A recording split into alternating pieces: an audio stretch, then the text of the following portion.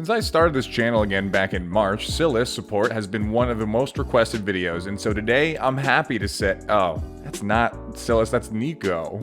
Well, I guess we'll do a video on her instead. Neeko, as a support, doesn't see a whole lot of love for being one of the more unique champions in League of Legends. Since her release, she's only seen her play rate dwindle to a consistent 0.5%, and her overall win rate in Platinum Plus doesn't look much better. But don't let the numbers fool you, Neeko in the right hands can be a terror as support. So much so that one player has been able to take her all the way to Challenger. The player we're analyzing today is known as Doglightning on the North American servers. He's a streamer, YouTuber, TikToker now, an all-around good dude who has strictly played Neeko Support this season on 2 separate accounts to some wacky results. Doglightning has always been a true support player. Before League, he used to play World of Warcraft arenas with his friends in high school as a healer, being a very competitive person even from the start. After tiring of WoW, he moved over with some of those friends to try out League of Legends, where he immediately got into ranked with that competitive mindset. In his first season, he climbed his way to silver, the next gold, and then for the next 5 years he would stay stuck in platinum. At this point, he was more invested in his studies at university than he was at climbing the ladder, so he still mostly played for fun at this point, duo queuing with one of his close friends who was still around a silver level of skill. However, through all that time, he still found a main he was comfortable with in those early days in Zyra, enjoying the versatility she has as a champion with her ability to do damage, offer utility, and control vision. But once he graduated from university, Neeko had just come out, and he first tried her in the mid lane where she was intended, but quickly realized that she had some stark similarities to Zyra, so he decided to start playing her as support and has never looked back. His first year out of university, Season 9, he decided to try to take climbing seriously with Neeko, and he quickly broke into Diamond and even finished that season just at the bottom of Masters with 470 games played and a 60% win rate. Season 10, he pushed himself even further to Grandmaster, playing over 1,300 games and finishing with a 52% win rate. Now, this season, Season 11, he has played about 400 games on his higher ranked of the 2 accounts, where he just recently broke into Challenger, like literally a few days ago. He streams pretty much all of his ranked games, so make sure you pay him a visit and follow on Twitch, where he continues to climb higher and higher to this day. While Neeko can shapeshift, she can't fool us into talking about anyone else's weaknesses but hers here. First, Neeko has relatively low range for a caster support, and with no consistent escape mechanism, she can be dangerous to play. On top of that, she's squishy, and while Doglightning's build recovering today will help mitigate that weakness, it doesn't make her any less fragile early game. While she has strong base damage, Neeko can fall off in the late game, meaning you have to find a way to end games as soon as possible. And finally, and most importantly, Neeko's favorite food is cheese bread, and judging by how fit she is, I doubt she's indulging too much in that. But even with all of these potential problems, Doglightning has found a way to make it work.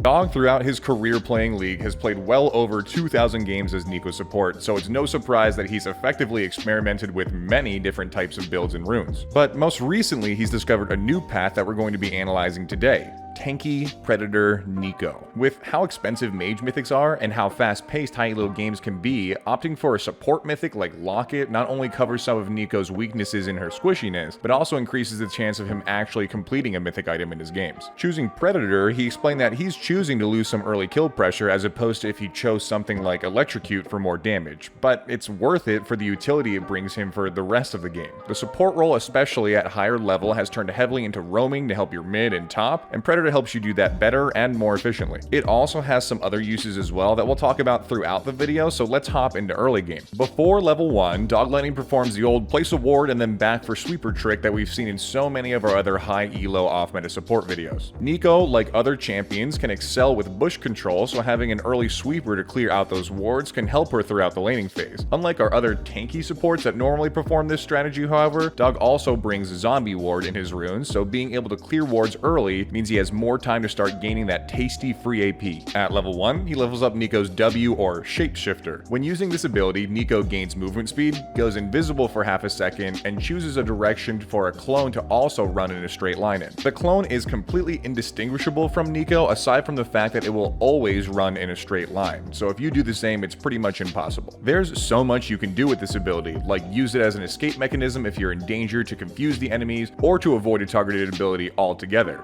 For example, if if Blitzcrank were to hook you and you used it, you could use the invisibility to avoid his knockup. You can also use it to safely check bushes, which Dog does regularly throughout the whole game. And you can even use it to block skill shots from opponents as well. Dog also uses the movement speed from Predator in conjunction with Shapeshifter to close the distance on enemies much faster than they would ever expect, and also allow him to cover much more distance in that half second of invisibility than would otherwise be possible. All those uses alone may lead you to think Shapeshifter is an amazing ability, but on top of that, it also has a passive that empowers every third auto attack from Neeko to do bonus damage. This is why he takes it at level 1, auto attacking the minion wave twice and then delivering the empowered blow to whoever is in range. If he were to take another ability, he would have to wait a long time for its cooldown to harass again, but instead he can continuously harass early game using this. If he has to leash, he makes sure to auto attack the buff exactly 5 times, ensuring that he has the empowered auto attack ready for when he enters the lane. Do note as well that if he uses Neeko's passive to impersonate a teammate, most likely his AD carry early game, this hides the visual cue of the empowered auto attack so enemies won't expect it. Once he's done some solid harass level 1 and the second wave comes, he'll instead normally switch his focus to helping damage the 3 melee minions in that wave to hit level 2 before the enemy laners. Once he hits level 2, he takes Neeko's E or Tangle Barbs. Tangle Barbs is a simple line skill shot that can go through multiple enemies, does damage, and also roots them in place for a set duration that scales with level. After Tangle Barbs passes through one enemy, it then travels faster, and its root duration also doubles in length. Early game it actually more than doubles in length, but doubles is just easier to say. So because of this extra root duration, Dog is always looking to land this ability through minions. After he quickly pushes the wave for level 2 advantage, he likes to use his W just before his ADC is about to last hit the final melee minion, stealth into the enemy's minion wave, and use Tangle Barbs to catch enemies for a potential early kill. Really, if he's ever trying to catch an enemy laner, he's almost always first stealthing into the enemy minion wave and using Shapeshifter to confuse the enemy, since they now have to worry about Tangle Barbs coming from 2 different angles. Tangle Barbs also having the ability to go through and affect multiple enemies makes it an inherently better skill in lane than something like Ari's Charm or Amumu's Bandage Toss that we've covered in other videos. Note that similar to both those abilities though, you can buffer Tangle Barbs by pressing E and then flashing to cancel the animation, which is pretty long. At level 3, Dog takes Q or Blooming Burst. Blooming Burst is an AoE skill shot that does damage, and if it kills a minion or hits an enemy champion, it will do about half the damage again, up to 2 times. Standard poke and all-in combo here is to hit someone with Tangle Barbs and then follow up with a Blooming Burst, but you don't always have to do that. Sometimes just feathering in a Blooming Burst and an empowered auto attack is enough to do some sizable chunk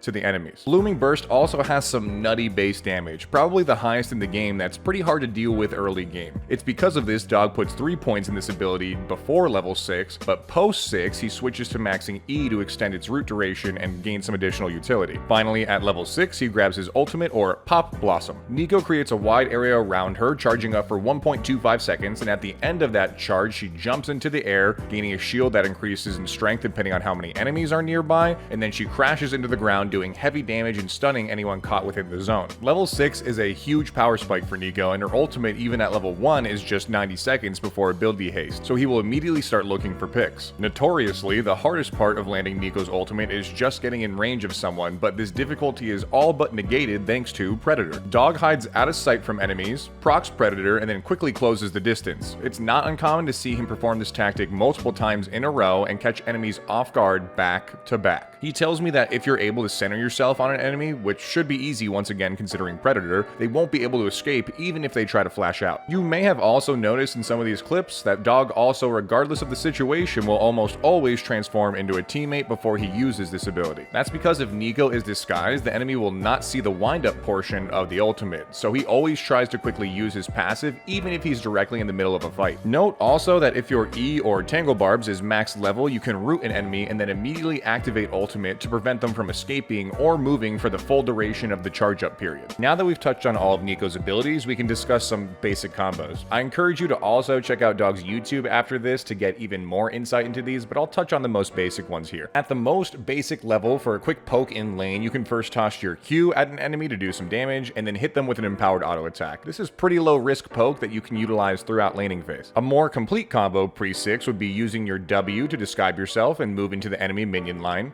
Cast your E, hopefully passing through one enemy first before it hits your target to gain extra root duration, and use your Q to ensure all 3 portions of it hit the enemy while they're rooted, and then auto attack to do additional damage as well. Once you hit level 6, your most basic teamfight combo should be first making sure you're using your passive to impersonate a teammate, use Predator to gain movement speed, use your W to gain even more movement speed and get in range, activate ultimate, trying to center yourself around where you can hit the most enemies. Once your ultimate lands, use E on multiple enemies again, and then finally use your Q on the squishiest or highest value target to pump out additional damage. Again, these are all just the most basic combos you can use as Neeko, so for a deeper look into these and other combos, make sure you check out Doglightning's resources that he has to offer. In the mid game and even early game as Neeko, Dog has 2 main objectives to help him push his team to a win. Number 1 is to roam, roam, roam. We talked earlier on how the meta for supports is not only to support your ADC, but to also support other lanes as well. Dog gave me a great tip that by default, when you back ever during laning phase, you should then just start pathing either to middle or the side your jungle is playing on.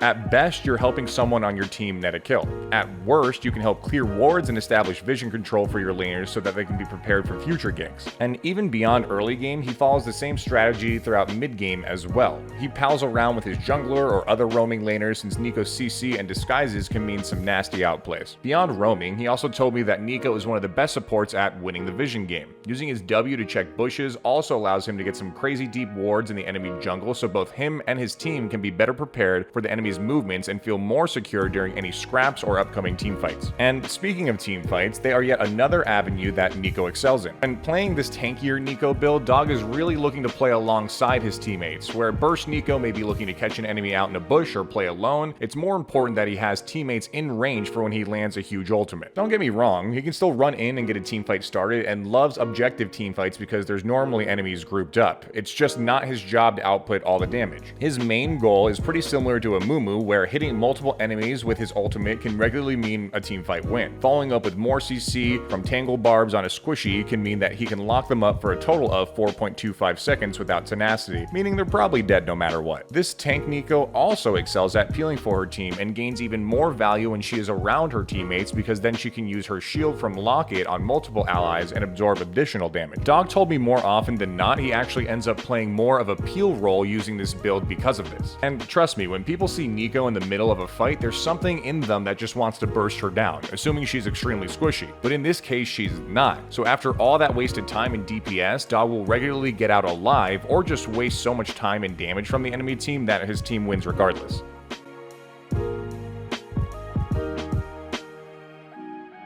For his build, he starts every game with a Spell Thief's Edge. He then immediately starts to rush boots so he can begin to use his Predator active, most commonly building either Plated Steel Caps or Merc Treads. If he's going against a tankier lane, he'll then go for his mythic item, Locket of Iron Solari. If he's in a squishier lane and needs more damage, he'll instead build his Zhonya's Hourglass first, but both of these items are core, so he will always build them one after another. He then looks to the enemy team for his next items. Against magic heavy teams, he'll get an Abyssal Mask. If they have a lot of healing and not a lot of AD damage, he'll build Morellonomicon. Lots of healing and AD damage, he may even build a Bramble Vest that could turn into a Thorn Mail. He's been doing some experimentation with Anathema's Chains as well, but most typically his ending items will include a Locket, Zhonya's, some sort of anti-heal, and boots. If the game goes long or he needs more oomph in his build, he'll build an Elixir of Iron or Sorcery, and throughout the whole game, as a good support does, he's buying control wards and potentially a ward stone if the game goes very late. For his runes, he takes Predator, Taste of Blood for better sustain, Zombie Wards for bonus AP and vision control, and Relentless Hunter for synergy with W and Predator. He also brings Conditioning and Unflinching, but if he's against a heavy poke lane, he may swap out Conditioning for Second Wind, or against a team with no CC, he'll swap out Unflinching for Overgrowth. For his flex runes, he brings attack speed, 1 armor, and either magic resist or adaptive force depending on if the enemy has a solid magic damage threat. Before he found the Predator build, his runes would run the same page but just with electrocute, so feel free to experiment with that too. Neeko Support works well with aggressive ADCs like Tristana and Caitlyn, and ADCs with good self-peel like Kalista or Ezreal. Neeko Support struggles against poke ADCs like Varus and Jinx, or long-range mage supports like Xerath or Vel'Koz. If you guys like this week's video, go check out last week's video on set support.